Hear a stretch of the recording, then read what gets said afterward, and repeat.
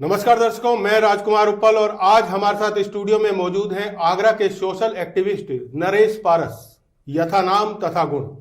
नरेश पारस पिछले कई सालों से जिस तरह आरटीआई के जरिए कई महत्वपूर्ण सूचनाओं को जनता के सामने उजागर कर रहे हैं और लोगों को न्याय दिलाने में मददगार साबित हो रहे हैं, वह वाकई सराहनीय है। अब तक उन्होंने ऐसी कई महत्वपूर्ण सूचनाओं को जनता के सामने उजागर करने के साथ साथ लोगों को न्याय दिलाने में भी मदद की है, जिनका जनता के सामने आना बहुत जरूरी था। इस दौरान उन्हें काफी परेशानियों और मुश्किलों का सामना भी करना पड़ा। अधिकारियों से लेकर नेताओं तक का रोष झेलना पड़ा, पर वे परेशानियों से कभी घबराए नहीं और अडिग होकर अपने सेवा कार्य में लगे रहे। तो आज हम उनसे बात करेंगे और जानेंगे कि उनकी क्या क्या उपलब्धियां हैं। नरेश पारस जी, सबसे पहले आपका स्वागत है दर्पण न्यूज स्टूडियो में। तो सबसे पहले हम जानना चाहते हैं कि आपको यह प्रेरणा कैसे मिली जो आप हर समय दूसरों की सेवा के लिए तत्पर रहते हैं। क्या इसकी प्रेरणा आपको कहीं और से मिली? जी धन्यवाद। बड़ा अच्छा सवाल आपने पूछा कि प्रेरणा कहाँ से मिली। एक आज से कई साल पहले की एक बात है कि एक बस्ती में कुछ रिक्शे वाले रहते थे। रिक्शे वाले रहते थे तो बिहार के लोग थे वो, और उस समय न तो टेलीफोन था न कुछ था, और केवल चिट्ठियों का सीधा आदान प्रदान होता था। उस समय चिट्ठियां वो व्यक्ति लिखता था जो पढ़ा लिखा होता था। ऐसे में चूंकि रिक्शे वाले पढ़ना लिखना जानते नहीं थे, तो एक व्यक्ति रिक्शे वाला मेरे पास में आया जब मैं कक्षा तीसरी में पढ़ता था। अच्छा। तो तब उस रिक्शे वाले ने मुझसे कहा कि मैं अपने गांव के लिए एक चिट्ठी लिखवाना चाहता हूं, क्या आप मेरी मदद करोगे? क्योंकि मैं भी इतना नहीं जानता था, मैंने हामी भर ली उसके लिए, और वो मुझे अपनी झोंपड़ी में ले गया और वहां मैं अपनी कॉपी का एक पेज फाड़ के ले गया था, और उसने बाकायदा मुझे थाली उल्टी करके दी और उस उल्टी थाली पर मैंने उसकी चिट्ठी लिखी। बड़ा वो खुश हुआ और उसने चिट्ठी पोस्ट कर दी। फिर उसके बाद में उसका जवाब भी आया। तो उसके बाद जवाब आया तो फिर उसने फिर मुझे दोबारा चिट्ठी लिखवाने का न्योता दिया। फिर मैं लगातार उनकी चिट्ठियां लिखता रहा। तो एक चिट्ठियों से मेरा सफर शुरू हुआ। जब मैं युवावस्था पर पहुंच गया तो एक घटना मेरे सामने ऐसी घटी कि एक थाना जगदीशपुरा के सामने एक बुढ़िया रो रही थी। जब मैंने उनसे रोने का कारण पूछा तो बोली कि मेरी कोई मदद नहीं करता है, मैं पिछले 5 सालों से यहाँ पे आ रही हूँ, मेरी कोई मदद नहीं कर रहा है और आप भी मेरी क्या मदद कर पाओगे? तो उन्होंने कहा कि आप चले जाइए। लेकिन मैं उनसे लगातार पूछता रहा, तो फिर उन्होंने अपना दर्द मुझे बता दिया। बोली कि 5 साल पहले मेरे एक ही साल के अंदर अंदर 3 बच्चे गायब हो गए थे। बड़ा बच्चा मेरा 14 साल का था, एक 12 साल का था, एक 10 साल का था। मैं तीनों बच्चों की रिपोर्ट दर्ज कराने के लिए पिछले 5 सालों से लगातार थाने के चक्कर काट रही हूं, लेकिन मेरे किसी भी बच्चे की रिपोर्ट दर्ज नहीं हुई है। तब फिर मैंने अंदर थाने में जाके पता किया तो वाकई में उस बच्चे की किसी की भी रिपोर्ट दर्ज नहीं थी, क्योंकि उससे पैसे मांगे जा रहे थे, उसे एफआईआर दर्ज कराने का तरीका नहीं पता था और इसलिए वो दर दर की ठोकर खा रही थी। तब फिर इस पूरे मामले को लेकर मैं राष्ट्रीय मानवाधिकार में गया, वो शिकायतें की, तब नोटिस जारी हुआ एसएसपी को, और एसएसपी के फिर आदेश पर फिर मैं उसकी मुकदमा दर्ज हुआ और उन तीनों बच्चों की रिपोर्ट दर्ज हो पाई। लेकिन इस पूरे प्रोसेस में बड़ा समय बीत गया था और बहुत देर हो गई थी। पुलिस ने चाहकर भी उनके बच्चों को बरामद नहीं कर पाई। तो तब फिर मुझे महसूस हुआ कि अगर काश 5 साल पहले मैं इनसे मिल जाता तो इन बच्चों को मैं तलाश सकता था। बस वहीं से मेरी प्रेरणा शुरू हुई और फिर एक के बाद एक लोगों के जो दुखहीन हैं उनके लिए मैं सहारा बन गया। बहुत अच्छी बात है। यानी कि बचपन से ही जब आप तीसरी क्लास में पढ़ते थे तभी से ही आपके मन में कहीं ना कहीं ये सेवा भाव था। तो अब तक आपने आरटीआई के जरिए कितने केसों को हैंडल किया है? ये माना जाए लगभग, मैं पूरी संख्या नहीं पूछ रहा हूँ, लगभग कितने केस है ऐसे, चाहे वो किसी युवती को घर पहुंचाने का मामला हो, चाहे किसी बच्चे गुमशुदा बच्चे को उनके माँ बाप तक पहुंचाने का मामला हो, इस तरह के कितने केस? अभी तक अगर इस तरह से केसों को अगर जोड़ा जाए तो करीब 600 से ज्यादा केस होंगे जिन पर मैंने सीधा हस्तक्षेप किया है, जिसमें महिलाएं खो गई हैं उनको बरामद करा, उनके जहां महिलाएं शोषण की शिकार हैं या बच्चे हैं जो खो गए हैं, अनाथालय में 8-8 साल से रह रहे हैं, उनके परिवार को मैंने भिजवाया। करीब 600 से अधिक होंगे। 600 से अधिक बच्चों को और महिलाओं को भी न्याय दिलवाया आपने। इसके अलावा और क्या क्या आपने ऐसा किया है जिससे कि मतलब आपका नाम आज जो नरेश पारस है वो वास्तव में एक पारस बनकर ही उभरा है?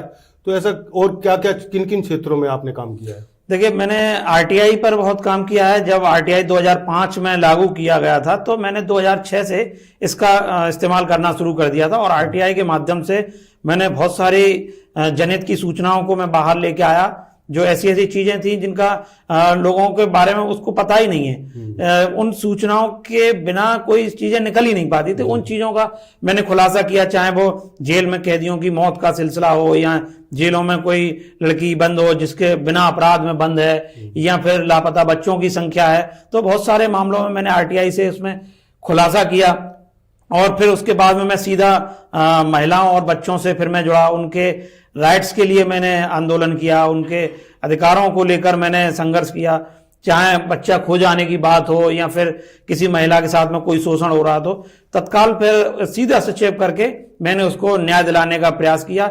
जेलों में बंद कैदी हैं जो अपने सजा पूरी कर चुके हैं लेकिन जुर्माना जमा नहीं कर पा रहे हैं, ऐसे कैदियों को बाहर निकलवाया। अनाथालयों में बच्चों को पढ़ने की कोई व्यवस्था नहीं है, उन बच्चों के लिए मैंने टीचर लगवाए। जेल में मैंने शिक्षकों की नियुक्ति कराई कि जिससे वो बच्चे पढ़ सकें। तो बहुत सारे ऐसे मामले हैं, अनगिनत मामले हैं जिन पर मैंने सीधा हस्तक्षेप करके लोगों को न्याय दिलाया है। आपने बहुत सारे केसों को हैंडल किया है, तो आपकी सबसे बड़ी उपलब्धि क्या मानते हैं आप, क्या है? देखिए, सबसे बड़ी उपलब्धि की अगर हम बात करें तो एक केस मुझे आज याद आ रहा है, जो आरटीआई के साथ साथ मैंने मानवाधिकार के समन्वय से उसको स्थापित करवाया था, जिसका आगरा के ही नारी निकेतन में एक युवती थी जो कि पिछले 9 सालों से बिना किसी जुर्म की सजा काट रही थी। जब मुझे जानकारी हुई तो बड़ा अचंभा हुआ कि भारत में ऐसा कौन सा जुर्म है जिसकी वजह से 9 साल तक बिना जुर्म के सजा काटने को मजबूर है, क्यों जेल में बंद कर दिया गया। जब मैंने आरटीआई के माध्यम से उसका जुर्म पूछा तो बताया गया कि ये लड़की 9 साल पहले रोड पर लावारिस अवस्था में घूमती हुई मिली थी। इसको एसडीएम के सामने पेश किया गया और एसडीएम ने इनको नारी निकेतन में नैतिक संकट का हवाला देकर बंद करा दिया, और तब से ये बंद है। तो ये नैतिक संकट, भारत में ऐसा कौन सा जुर्म होगा जिसकी सजा जो है 9 साल तक भुगतनी पड़ रही है। तो ये एक बड़ा चौंका देने वाला मामला निकल के आया। जब मैंने आरटीआई में उसको पूछा तो तब अधिकारियों ने पहले तो टालमटोल किया, लेकिन फिर जब लगातार मैं सवाल पूछने पर लगा तो बोले कि नहीं, ये लड़की तो मानसिक रूप से विक्षिप्त है, तो हमने ये अपना अता पता नहीं बना पा रही है। जब उसके बारे में फिर पूछा, जब मानसिक विक्षिप्त है तो आपने इलाज कराया होगा मानसिक अस्पताल में, उसके पर्चे दिखाइए। उनके पास में कोई कागज नहीं था, और फिर उन्होंने यही कहा कि मेरे ऊपर उल्टा लादा कि आप सूचना मांगकर हमें गलत तरह से परेशान कर रहे हैं, आप सरकारी कार्य में बाधा डाल रहे हो। तो लेकिन उसमें लगातार मैं उस पर काम करता रहा। राष्ट्रीय मानवाधिकार आयोग को मैंने अवगत कराया, मानवाधिकार आयोग की टीम यहां पर आई, उन्होंने इन्वेस्टिगेशन किया, मामला सही पाया गया, लड़की बिना जुर्म के 9 साल से सजा काट रही थी। फिर ऐसे में तत्कालीन डीएम थे आगरा के मुकेश मेश्राम जी, उनको मानवाधिकार आयोग ने दिल्ली तलब किया था। पूरे मामले पर उन्होंने जांच बिठा ली थी। फिर लगातार 2 साल के एक संघर्ष के बाद में इस लड़की को कानपुर भिजवाया गया, जहां से ये पागल बता रहे थे वो लड़की वहां काम करने लगी, उसकी मार्केटिंग की जॉब लग गई और वहीं उसका विवाह भी हुआ। तो ये एक बड़ा चर्चित मामला मुझे याद आया कि कोई एक ऐसा व्यक्ति जिसने कभी कोई जुर्म ही नहीं किया वो भी जेल में बंद है। नहीं, ये बहुत अच्छा सराहनीय काम रहा आपका। जिसका कोई जुर्म नहीं, वो 9 साल तक जेल में बंद रही, उसके बाद में आपने उस जेल से उसको निकाल करके आज वो अच्छी जिंदगी जी रही है। लेकिन ये भी देखा जा रहा है कि कहीं ना कहीं आरटीआई के बारे में लोगों को भ्रांतियां हैं, या लोग बाग उसको जानते नहीं है, तो आगे किस तरह से वो सूचनाएं प्राप्त करें, इसके बारे में थोड़ा बताएं। देखिए, ये बड़ा अच्छा सवाल है, क्योंकि आरटीआई के बारे में अक्सर करके बात आती रहती है कि कैसे डाली जाए, कहाँ अपील की जाए। लोगों को इसके बारे में जागरूकता नहीं है, और हमारे देश में इस कानून को लागू हुए 15 वर्ष बीत चुके हैं। 2005 में ये लागू किया गया था। 15 वर्ष में एक किशोर हो जाता है, लेकिन देश के लोगों को इस कानून के बारे में अता पता नहीं है, क्योंकि ये जो आरटीआई का कानून है आज भी अफसरों के बंधक बना हुआ है। इसको छुड़ाना तभी पड़ेगा जब आप लोग जागरूक होंगे। लोगों से कहा जाता है आरटीआई का फॉर्मेट होता है, पहले फॉर्मेट लाइए तब हम आरटीआई जवाब देंगे। नहीं, मैं दर्शकों को सीधे सीधे बताना चाहता हूं कि आरटीआई का कोई फॉर्मेट नहीं है।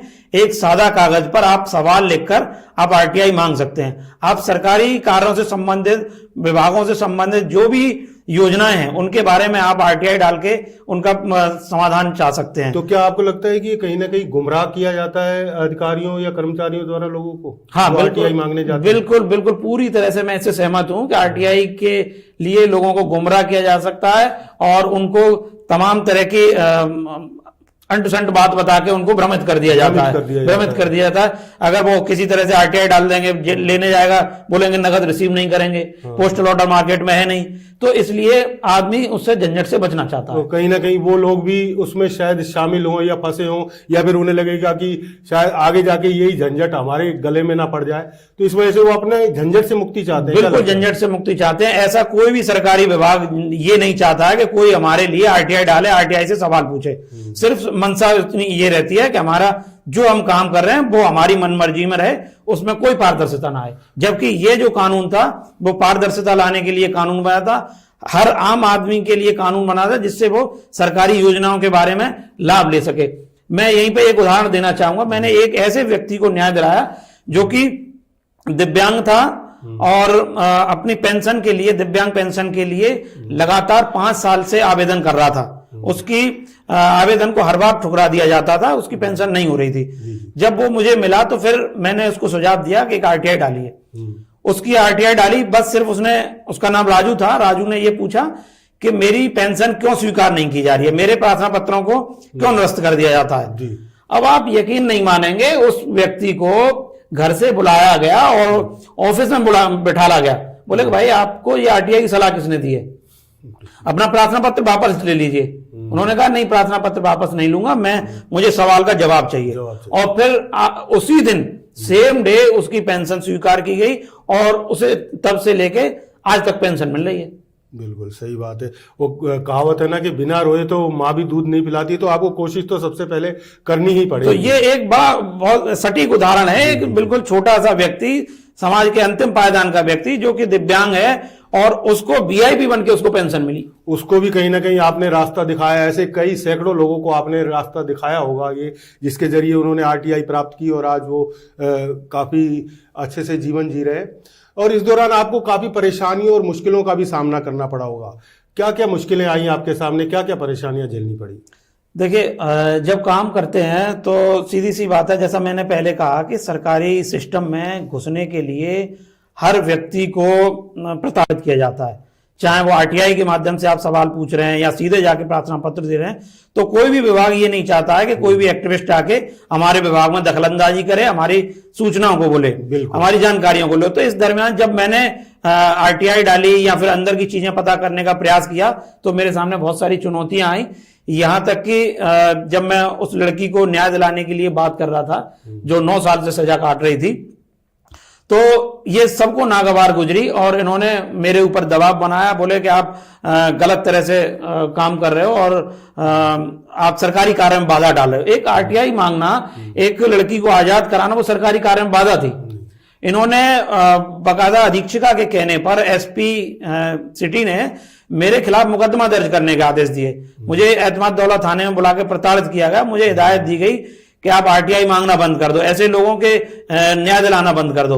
तो बहुत सारी मुझे दिक्कतें हुई, लेकिन उस समय मैं शुक्रगुजार हूं मीडिया का जिन्होंने मेरी बात को हाईलाइट किया और बहुत सारी चीजें निकल के आई और फिर जो तथ्य मैं लेके आ रहा था वो तथ्य उजागर करने में मैं कामयाब रहा। बहुत सारी लड़कियों की खरीद फरोख्त का मैंने वो सामने लेके आया जिनको लड़कियों को इन्होंने बेच दिया गया था। आज वही सुपरिटेंडेंट जो है आज आजीवन कारावास की जेल में सजा काट रही है। जी, तो अधिकतर किस तरह के मामले आपके सामने आए जिनको आपने न्याय दिलाया है? देखिए, ज्यादातर आज के दौर में हम देख रहे हैं कि महिलाओं के ज्यादा मामले सामने इस तरह से आ रहे हैं, उनको प्रताड़ित किया जाता है। चाहे वो कहीं काम कर रही हैं या कहीं भटक गई हैं तो उनको गलत तरह से उनका इस्तेमाल किया जाता है। बच्चों को अलग तरह ले लिया जाएगा, उनको अगवा कर लिया जाता है, भीख मांगने के लिए अगवा किया जाता है, उनको वेश्यावृत्ति कराने के लिए उनको अगवा कर लिया जाता है। बहुत सारे ये आजकल शोषण के जो मामले हैं वो ज्यादा इसमें निकल के आए हैं। तो जिस तरह से महिलाओं और बच्चों का जो शोषण हो रहा है, जेल में बंद कैदियों के साथ में जो अमानवीय यातनाएं दी जाती हैं, इस तरह के मामले मेरे सामने ज्यादा आए हैं। क्योंकि कहीं ना कहीं महिलाएं और बच्चे अपराधियों के सॉफ्ट टारगेट पर होते हैं, तो महिलाओं और बच्चों को न्याय दिलाने के लिए आप हमेशा तत्पर रहते हैं। कोई ऐसी विशेष घटना जो आप हमारे दर्शकों से साझा करना चाहेंगे?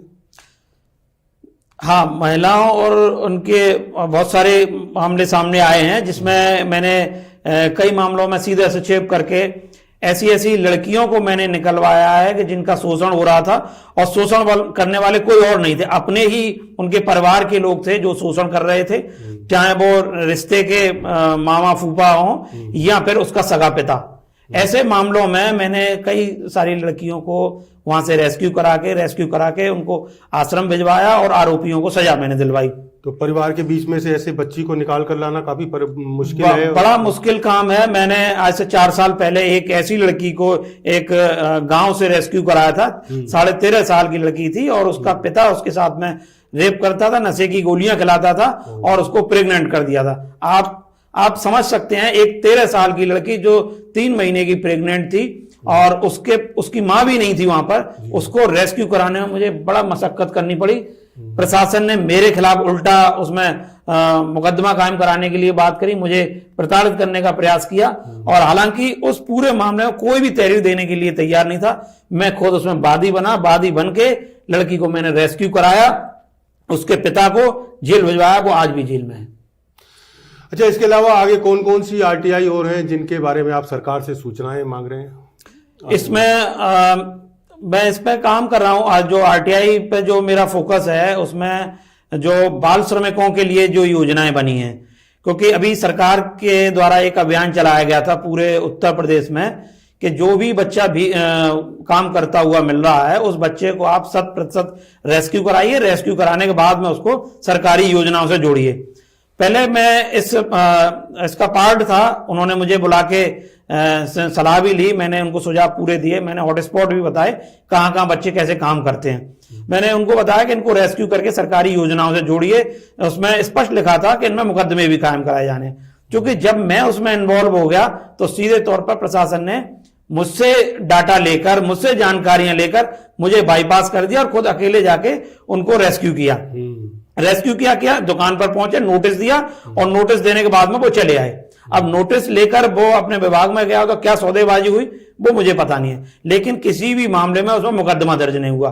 तो मेरी डिमांड ये थी कि उसमें मुकदमा दर्ज किया जाए और बच्चों को सरकारी योजनाओं से जोड़ा जाए। इस पूरे प्रोसेस में मैंने शासन से पत्राचार किया गया है, उसमें मैं जानकारियां जुटा रहा हूं और मेरा प्रयास यही रहेगा कि जितने भी बाल श्रमिक बच्चे वहां से रेस्क्यू कराए गए हैं उनको सरकारी योजनाओं से उनको जोड़ा जाए और जो आरोपी हैं उनके खिलाफ कार्रवाई की जाए। साथ ही साथ जो बच्चे भीख मांगते हैं उनको लेकर मैंने काम किया था। मैंने एमजी रोड का सर्वे किया जिसमें 45 बच्चे मुझे भीख मांगते हुए मिले। उसका डेटा मैंने प्रशासन को दिया और कहा कि आप इन बच्चों को रेस्क्यू करा के इनको सरकारी योजनाओं से जोड़िए।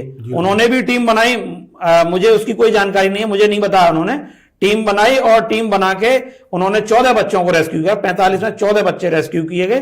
और हालांकि आज एमजी रोड पर बच्चे भीख नहीं मांग रहे हैं, लेकिन हुआ क्या कि जिनके परिवार वाले थे उन्हीं को वो हैंड ओवर कर दिए। जबकि मेरा सवाल ये था, मेरा मानना ये था कि इन बच्चों को रेस्क्यू कराने के साथ साथ सरकारी योजनाओं से जोड़ें और जो इनसे भीख मंगवा रहा है उस पर कार्रवाई करें। बिल्कुल, उनको शिक्षा का पूरा, क्योंकि बच्चे हैं तो सबसे पहले तो उनकी प्राथमिक शिक्षा की जिम्मेदारी भी होनी चाहिए। जी जी, बिल्कुल स्पष्ट प्रावधान है। आजकल शिक्षा बिल्कुल फ्री है। सरकार ऐसे बच्चों को पढ़ाने के लिए, प्रोत्साहित करने के लिए 2000 रुपए प्रतिमाह स्पॉन्सरशिप योजना में देती है। मुख्यमंत्री जी ने एक योजना शुरू की थी, बाल श्रमिक कन्या विद्या योजना, उसमें भी बच्चों के लिए प्रावधान है। 1200 रुपए एक बच्चे को मिलते हैं पढ़ने के लिए। तो ये एक बच्चे को 3200 रुपए का लाभ उसमें मिलाया जा सकता है। इसके अलावा कुछ एनजीओ भी हैं जो बच्चों की शिक्षा में मदद करती हैं। हाँ, उससे भी जोड़ा जाए। एक केवल रेस्क्यू उसका समाधान नहीं है, रेस्क्यू साथ साथ सरकारी योजनाओं से भी जोड़ना जरूरी है। और इसके पीछे जो काम कर रहा है, जो इनसे भीख मंगवा रहा है, चाहे वो गैंग है या परिवार है, उस तक पहुंचना भी बहुत बड़ी जरूरत है। दंडित करना, हाँ, तो दंडित करना बहुत जरूरी है। इस दरमियान जब मैंने इस पे काम किया तो मैं ऐसे गैंग तक पहुंचा हूं जहां पर इन बच्चों से जबरदस्ती उनसे भीख मंगवाई जाती है। भीख न मांगने पर उनको यातनाएं देते हैं। कदम कदम पर मानवाधिकार के उल्लंघन की ऐसी घटनाएं सामने आ रही हैं, तो मैं ये जानना चाहता हूं कि उन्हें किस तरह से दूर किया जा सकता है। देखिए, सीधी सी बात है कि अगर मानवाधिकारों का उल्लंघन हो रहा है तो इसमें जो शासक है वो जुल्म ढाएगा ही ढाएगा। लेकिन जब तक कहा गया है कि जुल्म करने वाले से जुल्म सहने वाला ज्यादा गुनहगार है, तो हमें आवाज उठानी पड़ेगी, हमें अपने अधिकारों के प्रति जागरूक होना पड़ेगा, हमारे क्या अधिकार हैं, तभी हम मानवाधिकारों का उल्लंघन रोक पाएंगे। बिल्कुल ठीक बात। इस दौरान आपको शासन प्रशासन से क्या सहयोग प्राप्त होता है और आप क्या अपेक्षा रखते हैं अधिकारियों से? इसमें शासन प्रशासन का जो रुख है वो कोई संतोषजनक रुख नहीं है, क्योंकि मैं उन काम कर रहा हूं और उनको समस्याओं के बारे में बता रहा हूं। हालांकि मैं समस्याओं के साथ साथ उनका विकल्प भी देता हूं उनको कि आप इस काम को करिए, लेकिन वो लोग ये समझते हैं कि ये हमारे कार्य में बाधा है, ये सरकारी कार्य में बाधा डाल रहे हैं, या फिर वो सोचते हैं कि ये हमारे काम को बढ़ा रहे हैं। तो एक अच्छी नजरों से हमें नहीं देखा जाता है। मुंह पर जरूर हाँ कर लेंगे, लेकिन पीठ पीछे बुराई करती है। और वो लोग चाहे अधिकारी आपको अच्छी नजर से देखे या न देखे, लेकिन हम जानते हैं कि आगरा में आपको किस नजर से देखा जाता है। आप वाकई पारस हैं आगरा के लिए, और उन लोगों के लिए खासतौर से जो आज अपने घर पहुंच गए आपकी मदद से और आज बिल्कुल खुशी खुशी रह रहे हैं। तो गुमशुदा लोगों को, ऐसे गुमशुदा लोगों को किस प्रकार से आप ढूंढते हैं, उन तक कैसे पहुंचते हैं, उन्हें घर पहुंचाते हैं, इस सारी प्रक्रिया के बारे में बताइए। देखिए, इसमें प्रक्रिया एक सीधी सी है कि जब किसी व्यक्ति के बारे में मुझे पता चलता है कि ये खो गया है, तो पहले मैं उस परिवार से डिटेल लेता हूं, ये कहाँ खोया, कैसे खोया, आपने एफआईआर कराने गए तो एफआईआर की गई या नहीं की गई।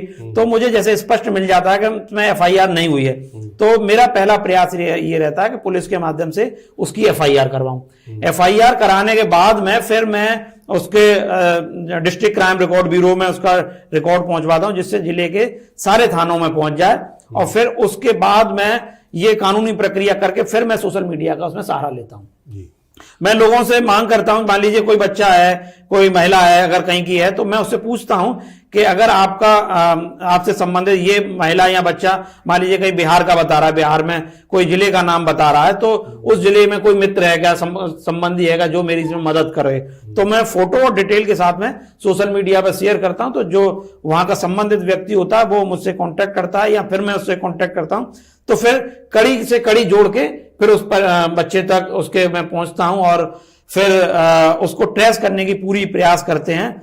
उसमें सरकारी सिस्टम की भी मदद लेते हैं, उससे करके फिर मैं उस तक पहुंच जाता हूं, बच्चे को बरामद कराया जा सकता है। खैर, बहुत अच्छा काम कर रहे हैं आप। इसके अलावा और आगे भविष्य में क्या क्या प्लानिंग है आपकी? भविष्य में मेरी प्लानिंग ये है कि एक तो मैं चाहता हूं कि जो बच्चे हैं जो भीख मांग रहे हैं, ये किसी तरह से ये पूरा का पूरा नेटवर्क टूटे, कोई भी सड़क पर भीख मांगता हुआ बच्चा न दिखाई दे, व्यक्ति दिखाई न दे, क्योंकि आज हमारा शहर स्मार्ट सिटी के नाम से जाना जा रहा है, ऐतिहासिक धरोहर है, ताजमहल के नाम से जाना जाता है। लेकिन जब कोई पर्यटक आता है, उसकी गाड़ी को चौराहे पर रोककर कोई भीख मांगने वाला खटखटाता है या फिर उससे पैसे मांगता है, तो एक बहुत बुरी छवि जाती है। तो मैं ये चाहता हूं कि किसी तरह से भिक्षावृत्ति जो है आगरा से बंद हो। और ऐसा नहीं है कि मैं केवल उन पर डंडा चलाने की बात कर रहा हूं, मैं विकल्प भी दे रहा हूं। मैं चाह रहा हूं कि उनको सरकारी योजनाओं से भी जोड़ा जाए, चाहे वो बच्चा है या बड़ा है, जो भी भीख मांग रहा है। हालांकि एक्ट में स्पष्ट है कि भीख मांगना अपराध है। बच्चों के लिए योजना है, बच्चों को सरकारी योजनाओं से जोड़ा जाए, वो शिक्षा से जुड़ जाएंगे। दूसरा ये है कि पुरुषों के लिए समाज कल्याण विभाग द्वारा भिक्षुक गृह चलता है। हालांकि वो आजकल कागजों में है, जो स्टाफ है वो किसी अन्य कार्यों में उलझे रहते हैं, वो काम सही नहीं हो रहा है। तो वो भिक्षुक गृह वाली जो प्रक्रिया है, जिन पर पैसा खर्च कर रही है सरकार, उनको उन भिक्षुकों को साथ में ले जाके उनको पुनर्वास कराना चाहिए, उनको व्यवसायिक प्रशिक्षण दिया जाए, सरकार की लोन देने की भी योजना है, वो उसे जोड़ा जाए। तो ये भिक्षावृत्ति पर एक अंकुश उसमें लगाया जा सकता है। साथ ही वो बच्चे जब शिक्षा से जुड़ेंगे तो बहुत सारा वो काम कर सकते हैं। बिल्कुल। अच्छा, इस दौरान कोई ऐसी घटना या कोई ऐसी बात जिसका आप जिक्र करना चाहेंगे? हाँ, इस तरह की कई घटनाएं सामने आई हैं। मैं यहाँ पर दर्शकों को एक चीज मैं बताना चाहता हूं कि आज से 6 साल पहले मैं आगरा के एमजी रोड पर मैंने कुछ बच्चों को भीख मांगते हुए पकड़ा था। पहले पुलिस के साथ में रेड डाली गई, रेड डालने के बाद में हम ले गए उसमें माँ बाप ले गए, फिर उसके बाद में फिर दोबारा से पकड़ लिए गए वो, तो छूटना और पकड़ना ये लगा रहता था। अच्छा, इस तरह से मैं आपकी बीच में बात काटना चाहूंगा, ये भी देखा गया कि ये इस तरह के भीख मांगते हैं बच्चे, भिखारी बच्चे जो होते हैं, ये आजकल कुछ नशा भी करते हैं, रुमाल में कुछ सोल्यूशन सा उसको सूंघते, तो ये कहीं ना कहीं हमारे भविष्य को गर्त में ले जा रहा है। तो इस चीज के लिए कुछ हाँ, इसके लिए क्या है कि ये बहुत बड़ा मुद्दा है, क्योंकि हमारा जो बचपन है वो आज नशे की गर्त में जा रहा है। उसको नशे के जो चीजें हैं उनको आप अगर सुनेंगे तो हैरत में पड़ जाएंगे, ऐसी चीजों को बच्चा नशा करते हैं। एक पंचर जोड़ने वाला ट्यूब आता है, उस ट्यूब को रुमाल में लगाते हैं, पानी से भिगोते हैं और उसे सूंघते हैं, बड़ा आसानी से वो मिल जाता है। और इसके साथ साथ ये वाइटनर हो गया, जो हम साफ करने वाला वाइटनर है उसको भी वो इस्तेमाल करते हैं, जो कफ सिरप है उसका भी इस्तेमाल करते हैं, नींद में खाने वाली गोलियां हैं उनको इस्तेमाल करते हैं। एक स्पास्मोप्रॉक्सिबोन के नाम से एक कैप्सूल आता है, वो दर्द का होता है, उसको भी ये खाते हैं। ब्रेड पे लगा के आयोडेक्स खाते हैं। ये सारी चीजें नशे की हैं। तो इस पर एक रणनीति के तहत काम किया जाएगा, और इसमें केवल अकेला व्यक्ति इसमें नहीं कर पाएगा, इसमें शासन प्रशासन का भी इसमें सहयोग किया जाएगा, सहयोग मिलेगा, तो ही इस षड्यंत्र को तोड़ पाएंगे। क्योंकि जो बेच रहा है जी, तो वो भी गुनहगार है, क्योंकि वो एक सस्ता जहर बच्चों को दे रहा है, क्योंकि कहीं ना कहीं वो बच्चे सॉफ्ट टारगेट हैं और वो उस पर जब खरीदते हैं, जब उसे लत लग जाती है, लत ऐसी लगती है कि वो फिर उसके बिना रह नहीं पाता है। तो बहुत से बच्चे इसी काम को कर रहे हैं, जाके कबाड़ा बीनेंगे, जो पैसे आ गए तो फिर उसके दुकान से सामान ले आएंगे, फिर उसका नशा करेंगे।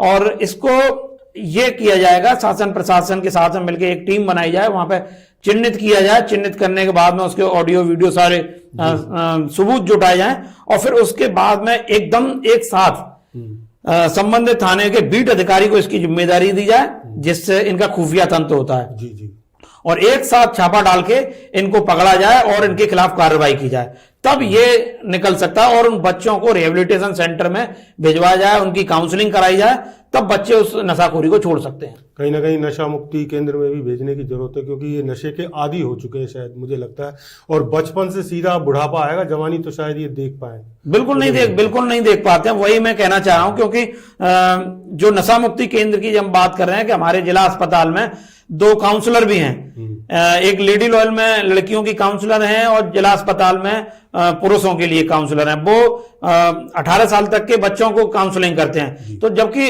सारी व्यवस्था फ्री है, तो वहां लोगों को ले जाया जाना चाहिए, बच्चों को ले जाना चाहिए। तो जब ये पूरी प्रक्रिया होगी तो उसमें इन लोगों की बहुत जरूरत पड़ेगी। बिल्कुल। तो कहीं ना कहीं प्रशासन की, अधिकारियों की मंशा अभी साफ नहीं है। अच्छा, इसके अलावा आपको कई मंचों पर सम्मानित किया गया होगा, इस दौरान कैसा लगता है जब आपको सम्मान मिलता है? आपने किसी को न्याय दिलाया और उसने आपको सम्मानित किया, तो कैसा महसूस करते हैं? देखिए, सबसे बड़ा सम्मान तो वो है जिस व्यक्ति मेरे का काम हो जाता है, जो व्यक्ति मेरे पास में आया है, जो दीनहीन है और वो दुखी है, जब उसका काम हो जाता है तो वो जो दुआएं देता है वो मेरे लिए बहुत बड़ा सम्मान है। क्योंकि जो उसका मुंह जो आशीर्वाद जो निकलता है वो बहुत कई गुना मंचों से, चकाचौंध वाले सम्मान से मुझे बेहतर लगता है। और जो फिर उसके साथ साथ अगर मंचों पर कुछ सामाजिक मंचों पर बुलाकर अगर सम्मानित किया जाता है या मेरे कार्यों को सराहा जाता है, तो ये कहीं ना कहीं एक ऊर्जा का काम करते हैं। और ये करना भी चाहिए लोगों को। जो व्यक्ति काम कर रहा है उसका समाज का दायित्व बनता है। जो व्यक्ति समाज का है तो पूरे समाज का दायित्व है कि उस पर नजर रखें, वो क्या प्रतिक्रिया कर रहा है, तो फिर अगर वो अच्छा कर रहा है तो उसको प्रमोट भी करना चाहिए। जी, हम भी ये मेरा मानना है। अभी तो केवल एक अकेले नरेश पारस हैं, ऐसे नरेश पारस और यहां आगरा में हो जाएं तो शायद बहुत सारे लोगों की समस्याएं सॉल्व हो जाएंगी। बहुत सारे लोगों को उनका जो एक्चुअली जगह है वो उनको मिल पाएगी। तो ये थे सोशल एक्टिविस्ट नरेश पारस, जिन्होंने आरटीआई और मानवाधिकार के कई मामलों को सुलझाया और भविष्य में भी इसी सेवा कार्य में लगे हैं। आप हमारे स्टूडियो में आए, बहुत बहुत धन्यवाद।